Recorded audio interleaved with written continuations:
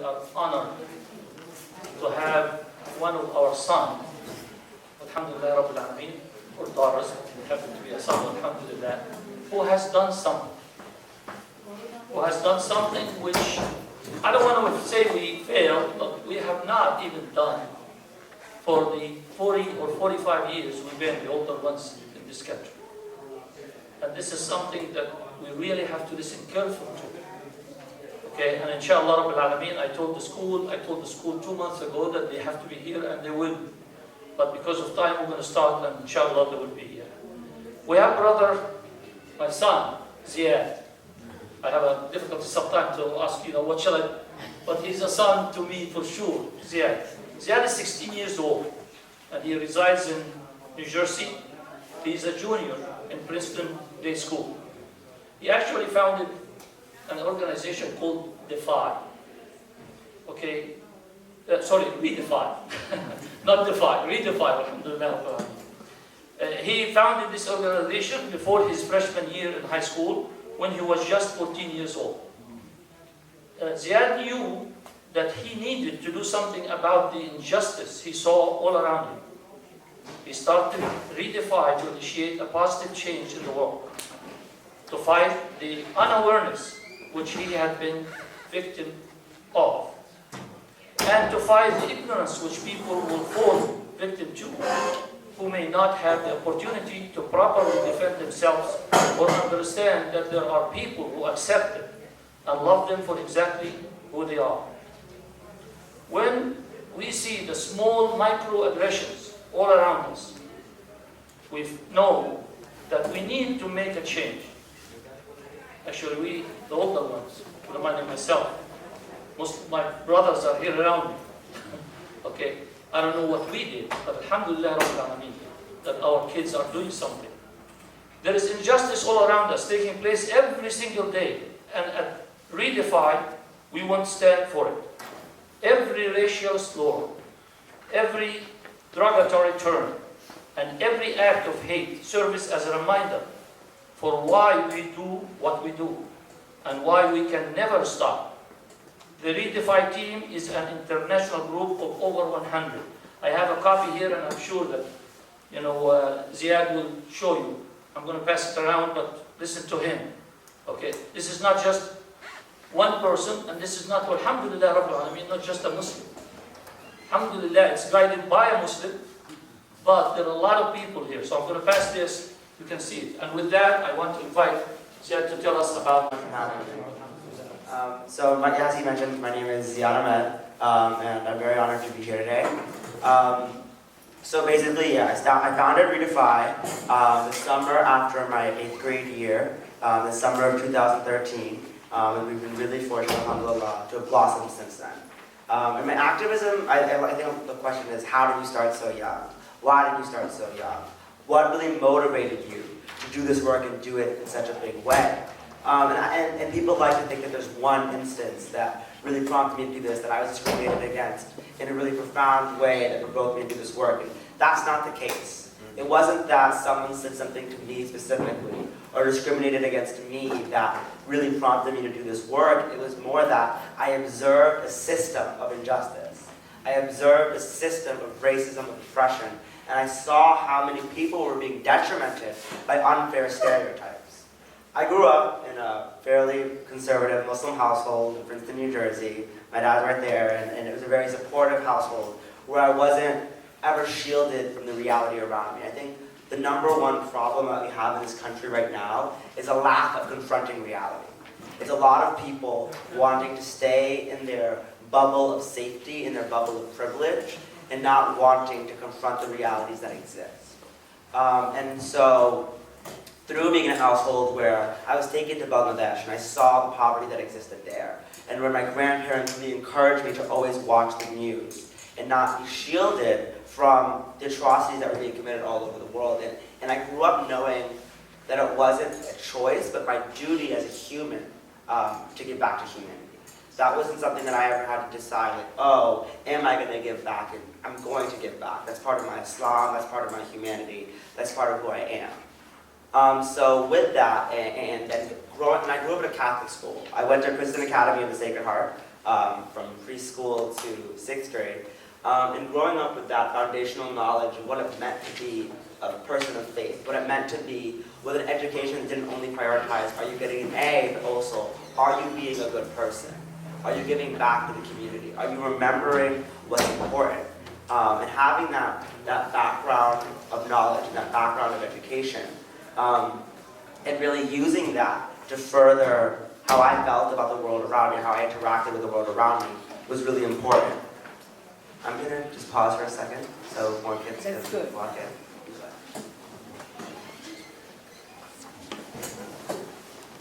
All those who just walked in, I'll give a little bit of a summary of what I just talked about so you're not confused as to where I am now. But basically what I was talking about is, so my name is Ziad Ahmed. I'm a junior at Princeton Day School, a product of Saturday school education here. I founded an organization called Redefy in the summer of 2013 after my 8th grade year, and we really blossomed since then. I was talking about what really prompted me to get into this work and what inspired me to really want to make a difference. And I was saying that there wasn't one moment where I experienced discrimination that really prompted me to do it, but rather my observations of a system of oppression that really motivated me to realize that it was my responsibility to give back to humanity that really furthered my activism. And growing up in a household where I was not shielded from the news or current events, and where I was told that my voice mattered as a young adult, and all those things really motivated me to be actively engaged in this work. So basically that led me to growing up in a Catholic school, Princeton Academy of the Sacred Heart, and having a sort of faith-based, moral grounded education, but one that was all boys, one that was very affluent, one that really made my perception of the world very narrow. Because as much as I was immersed in a place where morality was a priority, at the same time, there were only 12 kids in my grade. Probably 60% of the school was white, 70% Christian. There wasn't a lot of diversity around me. However, because it was an all-boys school, the stereotypes projected on what it means to be a boy were less prominent, because there was no standard of comparison. So I didn't grow up believing that I didn't have to, that I couldn't express emotion. I didn't grow up believing that certain activities were only for girls and certain activities were only for boys, because all the activities were for boys. So having that lens and then transitioning to co-ed school in 7th grade, where now the same school I attend now, Princeton Day School, has really been instrumental in the way that I interact with the world. Because going to Princeton Day School and seeing how diverse this world really is, and Princeton Day School certainly is no representation of the diversity of this world. However, it was definitely a big change from 12 all boys to 60 girls and boys. And seeing that, and seeing how many boys felt like they had to fit this cookie cutter mold of being athletic, not conveying emotion, all these things really spoke to me. And I realized how many people were being hindered and were being lessened by not being able to pursue their interests or passions because of how society expected them to be. So because of that, and because of just my nature as being someone who would never stand for when my parents unfairly punished my sisters, and for someone who never stood for anything that I deemed as injustice, I really went about to do something about it. So after 8th grade, I realized, because I had friends at many schools around the area, and I was pretty engaged with social media and the internet, I could start something, and I could start a movement. The internet empowered me with those tools and those skills. So what I did was I created Redefy, and I started building the website, starting the social media pages, and our mission, with a mission statement being to defy stereotypes, to redefine perspectives positively, to embrace acceptance and tolerance, and to create an active community. And never would I have imagined that creating those websites and those social media platforms would bring me to where I'm standing today. However, I maybe should have expected it, because these are issues we all deal with. We all deal with stereotypes, injustice, lack of acceptance, ignorance. All these things impact all of our lives on a day-to-day basis, especially as American Muslims. So what I quickly found was, after I started, I reached out to a few of my friends and we started like the leadership team. But after that, there was a lot of interest in how do I get involved? Where can I find my place within this organization? Because these issues impact me too, and I want to really make a real difference in solving them. So our team quickly grew to a team of around 30 school representatives, and what we do is we have 10 different branches now, but at that point, we just really had a few events. We have articles on our website, a stories page where anyone can post their stories about their experiences or observations about discrimination or racism or whatever it might be.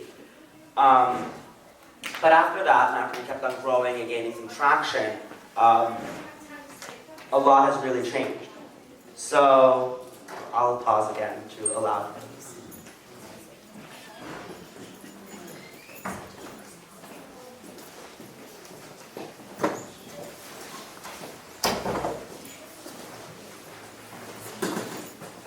So I'll continue.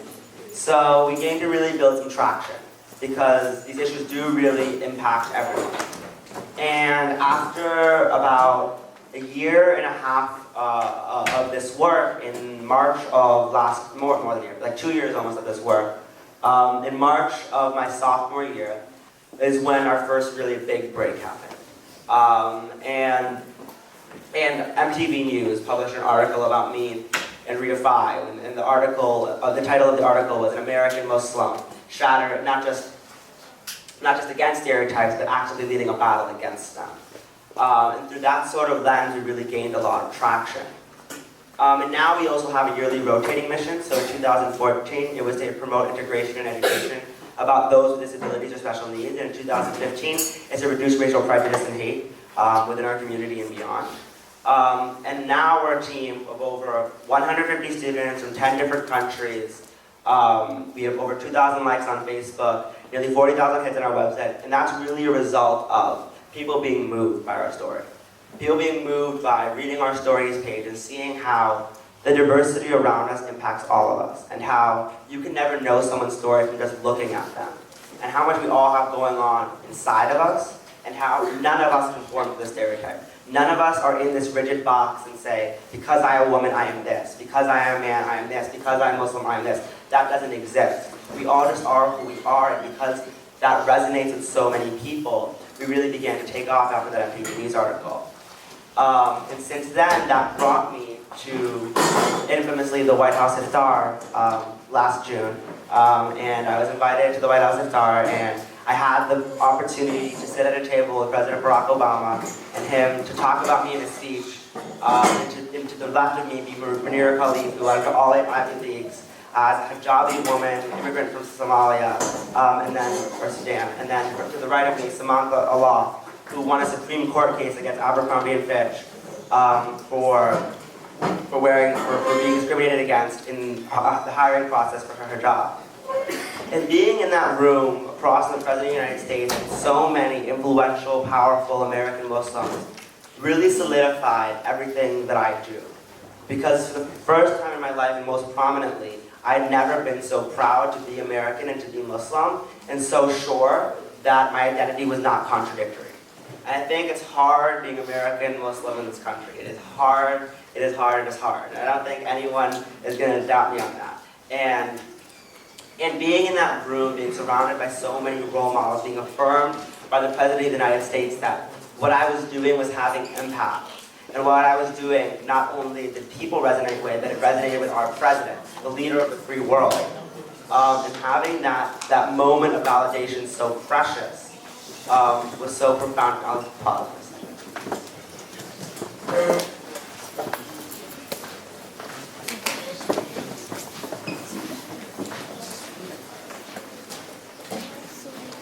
About my journey with my organization, Redefy, and where it brought me to. And I'm talking about my experiences at the White House Iftar that I had the opportunity to attend last June. So basically, at that table, across from so many amazing American Muslims, across from the President of the United States of America, and talking about issues ranging from discrimination to global affairs to education and all these things that really matter to me. And being included in that conversation and realizing that my voice was not only good enough, but that I could have huge dividends and repercussions positively in society was a massive realization for me. And since then, I've continued to really devote myself to our work. And the American Muslim community has really rallied behind me. Even though Redefy doesn't just tackle Muslim issues, while it does definitely tackle Muslim issues, it's much beyond that. Because my activism is really rooted in my belief that all injustices are one injustice. And they all root from the same sense of hatred and ignorance and miseducation. And I advocate for equality for everyone because I recognize that by definition, equality is for all. We can't sit here and want to be treated like everyone else as American Muslims and then say for other minorities or other groups that they're not good enough, that they don't deserve rights. And it's really about working intersectionally with as many hands as possible to advance this cause of justice. Because what we all want is for a world where our kids can be safe and accepted, but the only way we can guarantee our kids' safety is if we work for safety for everyone's children.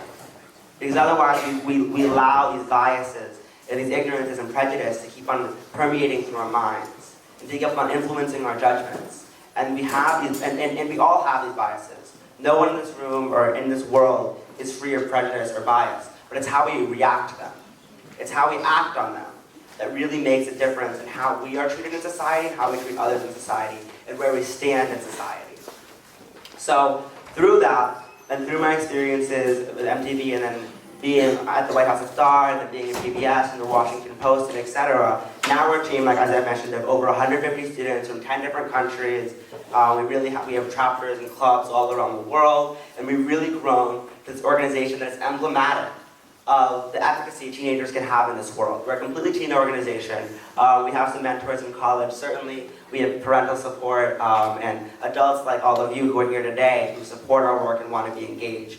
But we really do focus on the teenage experience. Because it's hard to be Muslim in America right now, especially in high schools. And it's something, it's hard to be anything in high school. With the pressures of academics and athletics and popularity and all those things, it's really hard to not only perform in all those areas, but to be happy about it. And to be happy with yourself, and to look in the mirror and say that you're proud of yourself, to say that you're good enough, to say that your skin is beautiful. And those are such hard things for kids in America today, and they shouldn't be. So what we do is we work through many different efforts to change that. So we have, I'll break down sort of the different things that we're doing right now. In August, we completely restructured our organization. Because one of my biggest challenges was trying to convince teenagers that this was work that they should be engaged in, that it was our place to be engaged in politics and global affairs and all these things, that we weren't confined by our age, and that there was more to life than parties and relationships and grades. And it was really hard to convince teenagers who didn't already have a pre-existing interest in social justice that this was their place too. So what we did in August was we completely restructured, and now we have a journalism team. So it's not, oh, you're interested in social justice, join our team. It's, oh, you're interested in writing, write for us and become educated through that experience. We have a technology team, so you can program for us and become an activist through that experience. We have an advocacy team where you can publish a weekly report on social justice for teenagers on social justice. We have a merchandising team where if you're interested in fashion, you can design things for us so that we can sell them and hopefully create profits and become a more established nonprofit through that. We have an event planning team, which is something I'll talk about a bit later because we're having a huge event next Sunday that I would love all of you to be at. And we have Voices, which is a monthly team conversation series on current events, because something that really, really makes me sick is that when we grow up, we can talk fluidly about the causes of World War II and the causes of World War I and what happened during the Vietnam War. But we can't tell our children what happened during the Iraq and Afghanistan war, what happened to our people, to the Muslim world during our time on this earth. And when our kids ask us questions, we have to look at them with puzzled faces, because that's wrong. Current events need to be as much part of our education as anything else. And I think part of this whole globalization process has been that we've really removed ourselves from the plight of our own, even our home countries, but beyond that. And like the whole Syrian refugee crisis, there are so many people who believe that they're not our children. They are our children. Just because we live in this hyper rich, privileged society in the US does not mean that we're any less one humanity, one ummah. And I think that we really need current events education to bring that back to our mindset. Because we need to know what's happening in this world, whether it be in Bangladesh, where I'm from, or whether it be in Syria, where you're from, or whether it be in Europe, where none of us are from. Because all of it is important when we're one ummah. We have to work intersectionally, cohesively, to make a difference. So we have current events education. We have a team devoted to, we have a team, we have lots of different teams, but anyways, we have social media teams. So I know lots of teenagers in this room, probably on Instagram, Twitter, Facebook, whatnot. You can post for us, you can write tweets for us, you can become engaged in that way. So we have all these different platforms by which teenagers, adults, university students can really become engaged with our work. And through that, we've really been able to influence a lot of positive change. And personally, in my high school particularly, because we have, out of our 150 team members, probably 35 go to Princeton Day School, which I'm really proud of, and I'm really proud of the presence I've been able to impact at my school. And I've seen a visible difference in the usage of derogatory terms, a visible difference in the amount of understanding there is, a visible difference in the amount of dialogue that there is. And I think it's hard to start these conversations at a lot of schools, especially if you feel like you're the only one who cares, you're the only one in a hijab, or you're the only brown kid, or all these things. But I think there are ways to really make this resonate with people. And one thing that I did that I think was really special was a whiteboard campaign, which I'm going to ask all of you to participate in later today. But basically, I went around my school and asked everyone, why do you stand against racism? And I asked them to write down their answers on a whiteboard, and I took pictures of them. And I did over 150 of these. And starting that conversation with people who maybe never even thought about it was so profound, because we all sit in this room and we're like, obviously equality, obviously this, but how are we taking a stand against it? How are we actively trying to make a difference to better our experiences and the experience of others? I think oftentimes, particularly in the American Muslim community, we say, what Trump is saying is disgusting. What Carson is saying is disgusting. And it is, obviously, it's atrocious. But what are we doing to combat it? Are we just going to complain about it? Are we just going to say, my identity matters, and they're belittling it? Or are we going to show them why our identity matters? Right? And that's something that we have to be actively engaged in. And I think as teenagers, as kids, as people who have been belittled as a minority in this country, it's hard to realize the efficacy that we can have. But we have it, and I've seen that we can have it. Like personally, for example, as you'll see on my backpack, I'm working for the Martin O'Malley campaign. Because I can't just sit here and say, I don't want Trump to be elected, I don't want Carson to be elected, and then not try to get someone who is standing up for my rights to get elected. Because then I'm just complaining.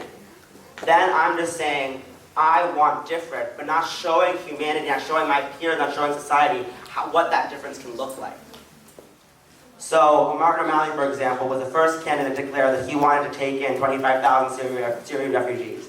He was the only candidate after the Paris attacks to say, we need to stand by our Muslim brothers and sisters, and he used that verbiage.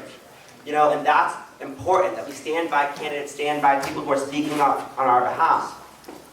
We need to be engaged, and I think there's a severe lack of engagement within the American Muslim community. We need to be working for Congressman Bonnie Watson Coleman's office, or wherever your congressperson might be. We need to be having these discussions, and our parents need to be telling us that these are our discussions to have. That these issues impact us just as much as anyone, and we can have as much efficacy in solving them. And we need to continue that in all areas of our life. And for example, I wrote a statement on the Global Rally for Humanity, that some of you might be familiar with, which was a series of anti-Muslim rallies planned throughout the world to protest against Islam. And I got over 50 shares in support, but also over 50 comments of Trump supporters saying, the only cure to Islam is bombing all of you. And all these really disgusting things that really make you sick to your stomach. And it's hard in the face of so much prejudice and anti-Muslim bigotry to stay steadfast in my beliefs. And to constantly have to say, I can be a Muslim, and I can be a Muslim and declare that ISIS is not Islamic. I can be a Muslim and say all these things and declare equality because that's me, and my Islam is my Islam. And these people perverting my faith have nothing to do with me, and we cannot continue to buy into the reaction that terror wants, that the right wants. We have to stay intersect, and I think that a lot of times we isolate ourselves. We say, oh, there are so many white people against us, or so many of the majority against us, and then we sort of close ourselves off. We need to be holding hands with our white brothers and sisters, with our Jewish brothers and sisters, with all these people. It's the only way that we're going to influence change.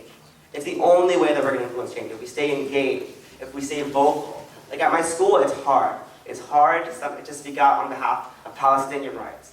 It's hard to be the person that I am and feel like I'm not being hindered, to feel like people aren't going to attack me for what I'm doing, but I know it's what I have to do. Because with a Muslim child after me, they have to feel like this is a safe space for them too. That's my responsibility. It's my responsibility to make sure that every student that comes into my school feels like they are safe, feels like they are accepted. It's going to be a long and hard road, but it's all of our work. It's all of our work. And I know a lot of people think, oh, don't try to convince those who are so bigoted. You're going to have no efficacy. It's a waste of your time. It's just going to hurt you. But it's important to me because for every kid so those comments that I got on my statement on the global rally for humanity were like, death to Islam, blah, blah, blah. And I responded to that, which is something that most people don't do. They don't respond to hate because they think that they're just trolling, blah, blah, blah. But I think it's really important because for every Muslim kid that clicked on hashtag global rally for humanity and saw the hatred in the comments, they needed to know that I was there standing up for them. They needed to know that someone has had their back.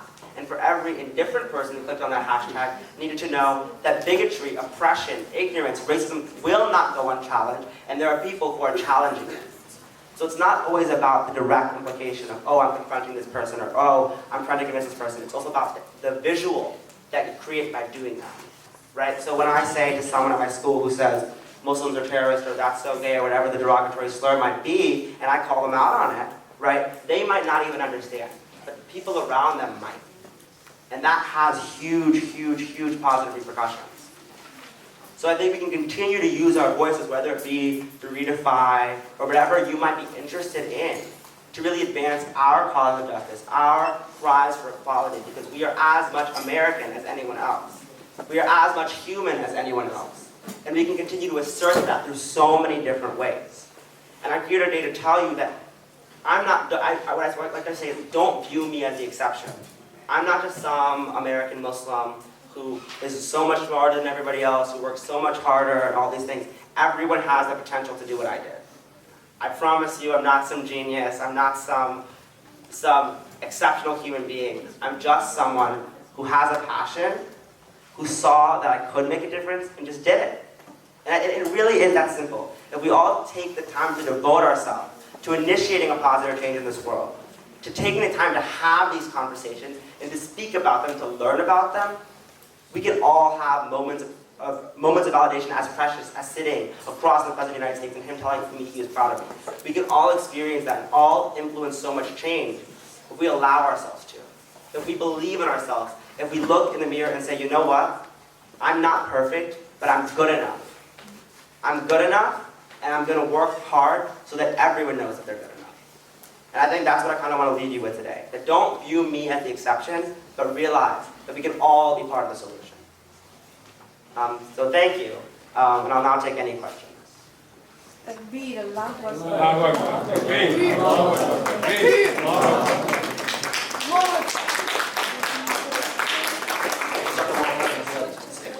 Now we're going to have questions. Question short. Don't give me a lecture. Don't give me our young brother a lecture. Go ahead and start with father. Great job. Yeah. One quick question. In the aftermath of San Bernardino, what is your advice to the Muslim youth and the Muslim adults? My number one advice is to learn your statistics. Because when people say such gross, bigoted things, like saying all Muslims are terrorists, they believe that the statistics back them up, and they don't. There have been 355 mass shootings in 2015, 2 which have been perpetrated by Muslims. So knowing that statistic and being able to say it to those who confront you with bigotry is essential.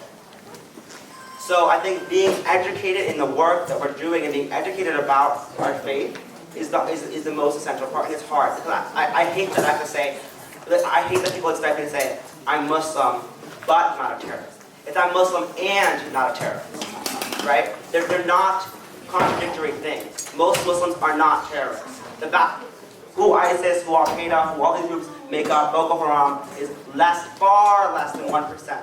Far less than 1% of who we are as a 1 billion people strong. And we have to learn those numbers, learn who we are, learn about what makes our Islam. And I think it's hard though, because we go to Sunday school, we hear from our parents, and I think we get fed a lot of times this sort of Wahhabi Islam that has kind of been ingrained in our society. We need to find our own Islam.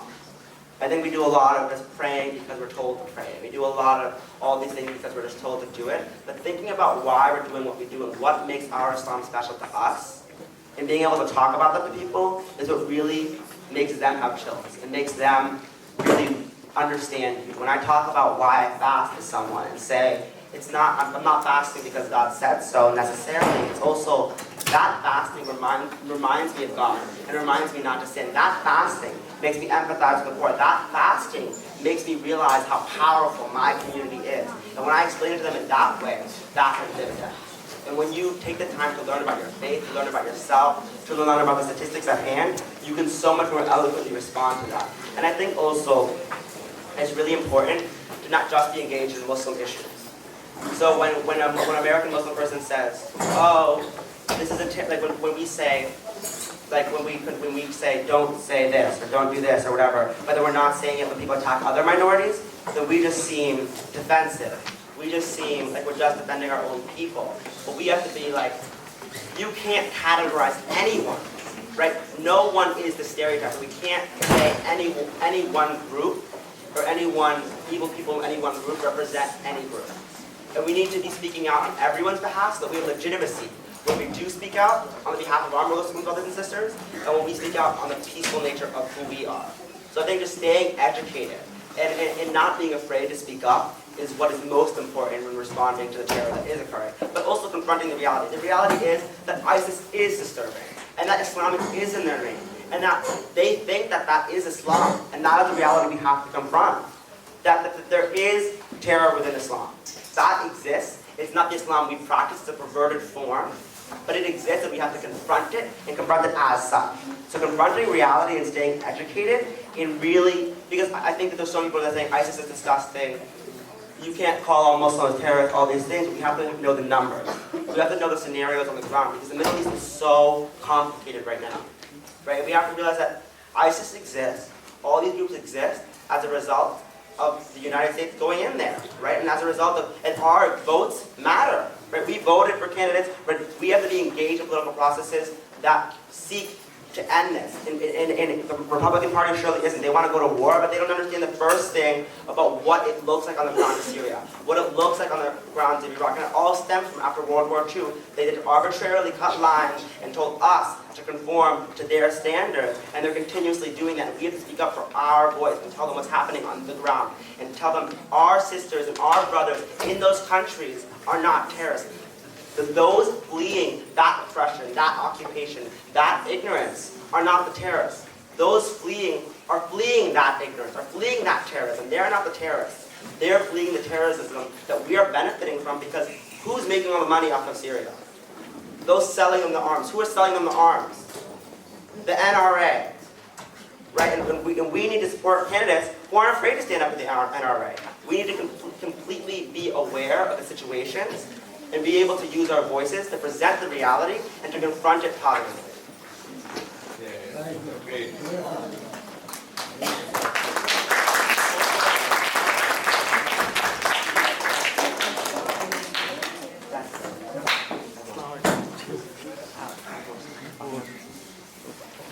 I want to, this is something basic, since anybody.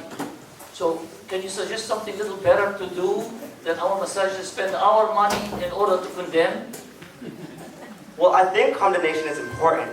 We don't have to feel responsible as Muslims to condemn, right? When a truck driver does something bad, there are two people that I think really influence my perception of this question, which are Mujahid Ali and Dr. Amani Jamal. And they really talk about when we apologize when you run a red light. You don't apologize as a truck driver when someone else runs a red light, right? Even as another truck driver. It's that sort of thing. You apologize for things you have influence over. right? You apologize for your children, I'm so sorry for him. You apologize for your friend, I'm so sorry for him. We have no association to ISIS. We have no association to terror. So I'm not sorry on their behalf, I'm sorry that it happened. I'm sorry for the victims. I'm sorry, and I'm sorry for all victims here. I'm sorry for anyone who is victimized by terror, or discrimination, or any form of injustice. But it's not my responsibility as a Muslim to condemn them, because I have no association to them. I need to condemn all forms of injustice, not just those perpetrated by Muslims, or those who call themselves Muslims. So I think that what's really important for masjids and for communities to do is not spend so much energy in condemning, but investing in our youth. Right? Investing in our youth to be the leaders of tomorrow. Right? I grew up wanting to be the President of the United States, but somewhere along the line, I was told that because of my height, because of my skin color, because of my faith, I could never be. Right? And you look at like, these statistics, like girls start believing that they can't be the President of the United States 4 years younger than boys. Right? And we look at all these statistics like, when do our kids stop believing in themselves? When does our youth stop dreaming? So I think as masjids, we need to invest in our youth and teach us that we're good enough. And that we don't need to be engineers and lawyers and doctors, but we need to be change makers before all else. Because if we're not change makers, if we're not showing Trump what the American Muslim looks like, that we don't need an ID to show them how pure our hearts are, then we failed. We failed to show this country who we are. If we don't need to condemn as much as we need to show the world who we are, not isolate ourselves in this masjid. We can't just close these walls on us and say, this is the American Muslim community. We need to be going into intersectional spaces and working alongside groups that exist. We need to be working with Amnesty International. We need to be working with the Human Rights Campaign, the Human Rights Watch, all these groups that are seeking to make a difference, but then we have legitimacy as a community. We have legitimacy as a community when we advocate for justice beyond just this room, beyond this mosque, beyond just our community. When we're working intersectionally, when we have a proven track record of standing up for rights for everyone, then they realize this is who we are. This is what we stand for. When we're politicians, we have Keith Ellison, Andre Carson, we're growing in numbers. Our efficacy is growing, and we need to continue that and inspire our youth to be that.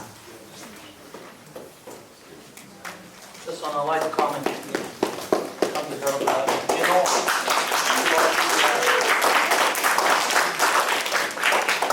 soccer or international football, Messi, which is as tall as you are, he was told that there is no hope that you would even know how to play soccer. He's the best player in the world today. So I definitely hope for you that to be the president, inshallah. Ziad, very impressive. Thank you. I'm from Palestine, okay? And I have big massacre in like terrorist scene is the best massacre which came, and then as a result 700,000 refugees went out. And they keep telling us here, when something happens, why we Muslims here don't condemn this action.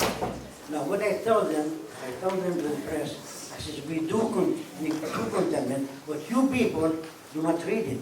Because we have it on the website, we have it in everything, but you don't read it by itself, okay? And the press also have to have, as you know, is a bias, because we have the last 2 weeks, we have big conferences and, for the press, but none with something what we have said. What do you say about that? I mean, yeah, there's a problem I have a lot. It's people saying, where are the modern Muslims condemning it? Every modern Muslim is condemning it. You're just not looking. You're just not looking. And I think that the answer to it is we have to be our own media. Right? And we have the power to be so because of Twitter, because of Facebook. We have power in numbers. If we use the power of the hashtag, there are 1 billion Muslims, upwards of 1 billion Muslims. If we use that power of the hashtag, we bind together as one ummah, right, and use social media and become our own, and use our voices collectively to demonstrate our condemnation, that's powerful. But after the Paris attacks, there was hashtag terrorism has no religion. There was also hashtags on our favor, right, saying, asserting the reality that Islam is not terror. Terror is terror, in whatever form it is. Right? And I think that if we use social media and also encourage our kids to be in the press, right? We tell them be doctors, we tell them be lawyers, but we're not telling them you need to be the next Mujahid Ali. You should be on Al Jazeera. You should be on CNN. You should be on NBC. If we have more Muslim kids in front of the camera, that's what matters. But the reason that the African-American community has had such strides is because they have people in the entertainment industry. They have people on the screens, right? And they have obviously not enough. They have much more clout in the media, and because of that, they can shape the narrative much more influentially than we can. Because we can count on our hands the number of famous Muslim people. We can count on our hands the number of famous Arab people. We can count on our hands the number of famous brown people, and that should not be the case. Right? We should have so many people advocating on our behalf that are in the media that resonate with the American people. Because, for example, Al Jazeera, we do have some brown newscasters, but the white American doesn't view Al Jazeera as a legitimate American news source. We need people on CNN. Even if we don't agree with CNN, we need people on CNN. We need people in politics. Even if we don't like the political system, we need people in these institutions that can influence change from the inside. So I think that once we continue to really push our youth to be voices and band together as a community, because there's so much racism and discrimination within the Muslim community itself, right? And that's a huge problem. And we need to be working together, Arabs, right? Arabs, Sunnis, Shias, South Asians, everyone, African people, like that's the minority in Islam that's pushed out the most, Shias and African people, right? We all need to be working together as one ummah to assert who we are, and to use our voices collectively to be our own media, because the age of the internet has allowed us to do so.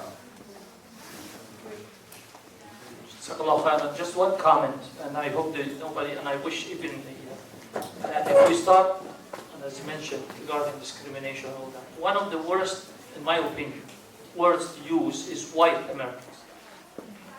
Believe me, they are European Americans.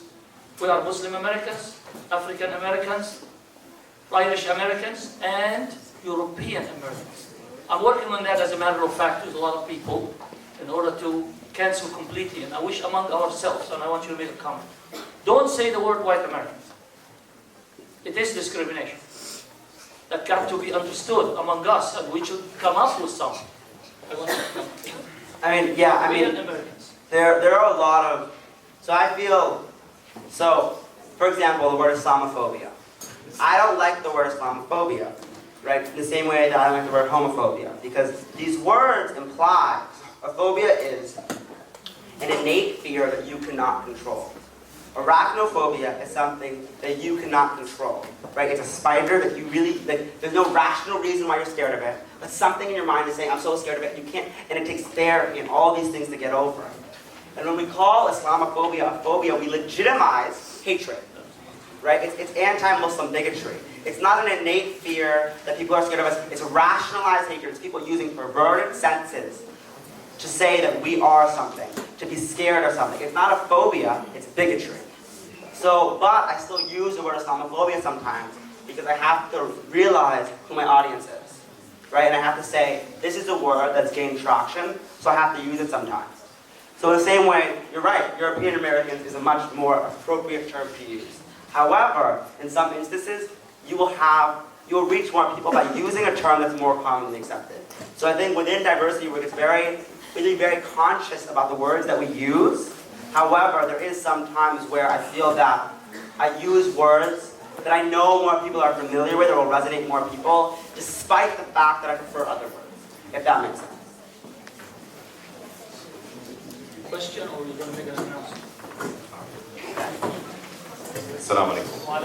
Ziad, thank you so much. Jazakallah khair. And one more round of applause for Ziad, please. One more round of applause. Thank you. I like that. This is our future, inshallah. I wish we have more people like you, okay? Coming and speaking for us, standing for what is right, and standing against what is not right, okay? So just one fact I just want to share. I know, Ziad, you know this too. In US, the amount of, so far the attacks has happened, whatever it is, right? In Charleston to Sandy Hook to now California, it's only 6%. That's a fact. 6% is related to some bad people who happen to be Muslims. Only 6%. So don't be afraid, be strong. If you share these facts with your neighbors, colleagues, Muslims, non-Muslims, actually it's going to strengthen you. Don't be afraid to share this information with your friends and colleagues. That's a very, very, very important thing, okay? And then the other thing is, stay resolved, stay together. Like Ziad said, this is the time that we have to come even closer, even closer. Forget about our other differences. This is the time to stand up because our own existence is being challenged in some way or shape or fashion. So in that lieu, yes, I have a quick announcement because next Saturday, inshallah, we are doing our 30th anniversary celebration for the society. And inshallah, in that program, we'll have our local elected officials coming in. This is an opportunity for you to meet them, talk to them, let them speak for you. And you have to build those bridges. We have to build those bridges. So please come and join us on Saturday, December 12th at PS Banquet. Thank you. Any more questions? No,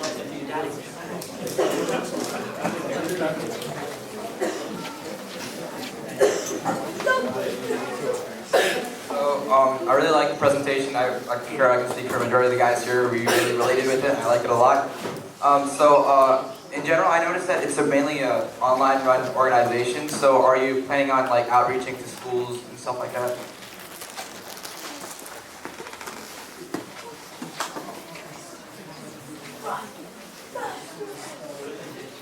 I mean, absolutely. So we're an online, primarily based organization. So we have articles, stories, and whatnot on social media, online. However, we have clubs at schools all over the country and all over the world. And you can complete a quick application on our website to become a club. We accept everyone. We just have to work with your school to make sure that you meet our standards and whatnot. But yeah, we absolutely outreach to schools. We look forward to people bringing Redefy clubs to their schools or bringing chapters to their communities or having events in their towns or wherever it might be. We absolutely have events based in Princeton, all over the world. We have also country chapters. We have Redefy India, Redefy Canada, Redefy Panama, etc. So we definitely are hoping to have clubs and chapters all over, wherever it might be convenient to you, whatever makes sense for your community. So if you just, I have some flyers going around and business cards, so if you want to come up to me and figure out how you can get involved and bring this to your community, that's absolutely something that we can work on.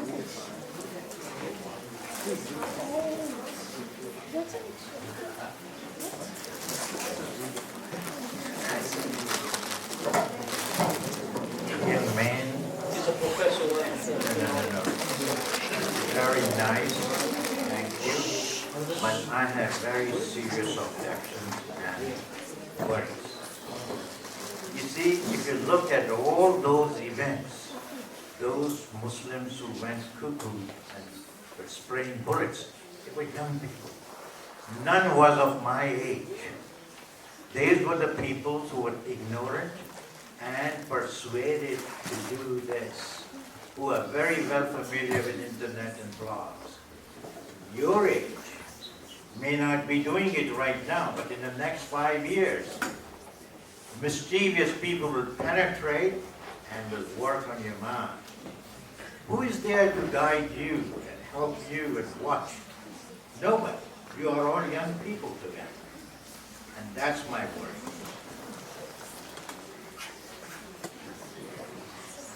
You have to defend yourself. I definitely feel that worry. And ISIS presence on Twitter is terrifying, like genuinely terrifying. But I think one of the reasons why ISIS and other groups have had so much efficacy in convincing people, young people via social media, is people having mental health problems and their families not taking that seriously. A lot of people, like for cults, for example, right? They bring in people who feel really alone, right? Who feel misunderstood, or who have depression or anxiety, all these things, and they convince them in that way because they know that they're vulnerable, or they feel alone, or they feel misunderstood, or all these things, and then they feel like, oh, this is part of a bigger power. I can have efficacy in this. I can make a difference in this. So they join that. And I think that there's a lot of lack of. I think that's why they're having so much. I mean, obviously I'm not an expert on this, but I think that's one of the reasons why they've had so much success in recruiting people via Twitter. And I think what we have to do is be on Twitter too, right? And speaking out on behalf of justice and convincing American Muslims and all people of the cause of justice and the cause of equality, and really counter and report all those accounts and shut them down and use the government on our side, because the White House and the government is trying to shut down all these accounts. And it's trying to shut down this propaganda. So we work with them and work through peaceful means to end their propaganda, to end their convincing of people who are misunderstood or whatever it might be, and we show them another path. We show them another path, a better path, one of justice and equality. Inshallah, that's the one that they'll take, because it is the right path. It's the better path. And I think that if we use voices, if we use our voices eloquently, articulately, and often, that they can see our path, and we can lead them to the path of equality and justice. And that's my hope. Can I say one sentence? Yeah, I want to go back. In fact, I want to raise something in between the two. Is that unique only to Muslim youth, No. or this is general? All I can say is the following. The path from here to hell is paved with good intentions.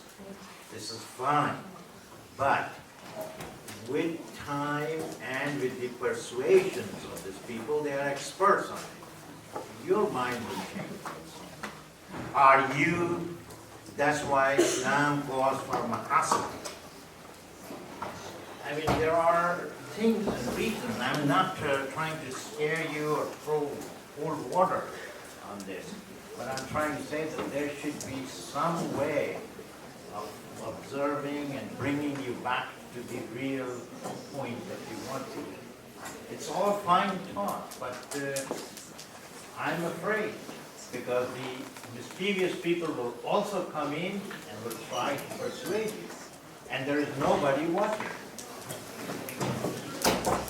You want to comment?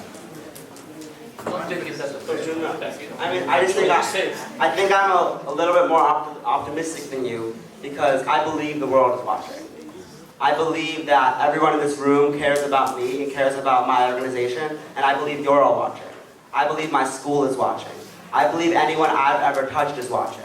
So I think that as I continue to use my voice louder and more eloquently, there's just more people watching, more people caring, more people seeing what I'm doing and what my team is doing. And I believe, and in my heart, I hope that they would stop anyone on my team or me veering off the path of justice in any way, shape, or form. So I think I'm just a little bit more optimistic in the fact that I believe there are people watching, and I believe that humanity wins. We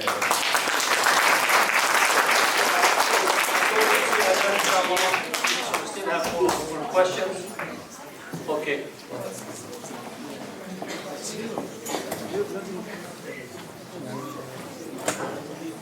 So you were talking about like how you have this organization and everything, but I see like many Muslim kids like in high school, they're teens, right?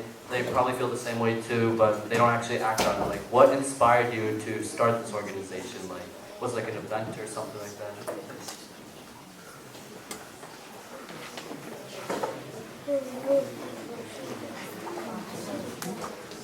I mean, I talked about this a bit more in the beginning, so I apologize to the adults that this is redundant for, but I'll obviously speak on this again. I think a lot of people expect there to be one particular incident that happened in my life that prompted me to do this, but that's not the case.